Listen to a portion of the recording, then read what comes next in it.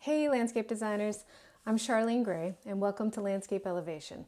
On this channel, I visit with you each week to talk about all things landscape design, whether you're just getting your side hustle up and running or you're already a pro and have a number of seasons under your belt. I hope the things I talk about here are helpful to you on your journey as a landscape designer. So today I'm going to share a story. A few months ago, I posted a video about screening your clients. It was called The Best Way to Screen Your Clients. And I gave 3 really good, and I mean so good, reasons why every landscape designer should insist that every new potential client answer certain questions in a questionnaire format prior to agreeing to take the job. And for that matter, prior to even having their first phone call or site visit. So I introduced the client questionnaire that I use usually in my business, and I gave a link to download your own copy of it in PDF format for you to use as is or to tweak to best serve you in your business. So like I said, that was a number of months ago, early on in the growing season, if you will.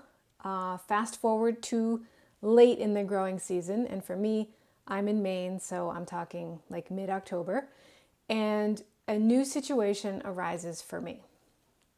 So looking back, the reason I had this mishap seems pretty clear.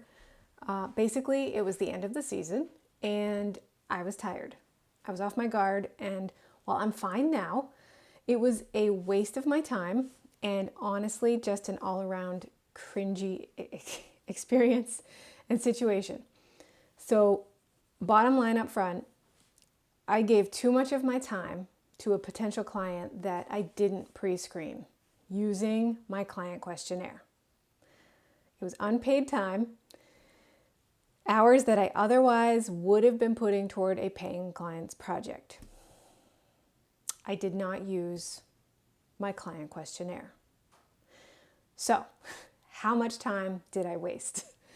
Well, about 8 back and forth emails, 4 hours of lost sleep, hemming and hawing in the middle of the night about how to respond to said emails, 2 hours of driving, and 1 hour and a half site visit. So adding up just the specified counted hours there, that's 7.5 hours. Plus the time it actually took me to read and respond to emails, plus the butterfly effect of lost sleep. So in the end, you can call it a full workday and then some. So you're thinking, okay, one day, you lost one day, what's the big deal? Well, the thing is this turns into a very big deal when it is compounded. So if I do this crap even once a quarter for a year, so 4 times a year, the math tells me that it ends up costing me over $4,000 in unbillable time. And that's just the math. It doesn't factor the emotional and sleep deprivation part of the problem. So I don't want to bore you with the entire story, but I will tell you why it ultimately didn't work out between me and this potential client. They didn't want to pay my design fee. And had I sent them my questionnaire, like I told you all to do, and like I told myself I would do, and I didn't, they would have discovered my hourly rate all in my introductory paragraph, and that would have been as far as they needed to read in order to decide on their own that the cost was too high for them.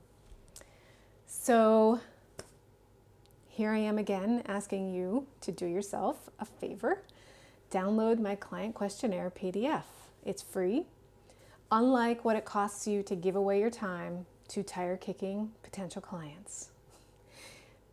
Feel free to use it as it is or tweak it to better suit you and your landscape design business. But don't be like me and continue to waste your time. So, thank you so much for joining and watching Landscape Elevation. And I love hearing from folks like you in the landscape design community. If you're a landscape designer and you have questions or a conversation to start, please share them in the comments or reach out to me directly from my website, landscapeelevation.com, which is also where you can find both of my free guides, the client questionnaire that I speak of, and also my 5 steps to prepare for a successful landscape design. All right. Thank you for watching. Take care, and I hope you have a really, really great week.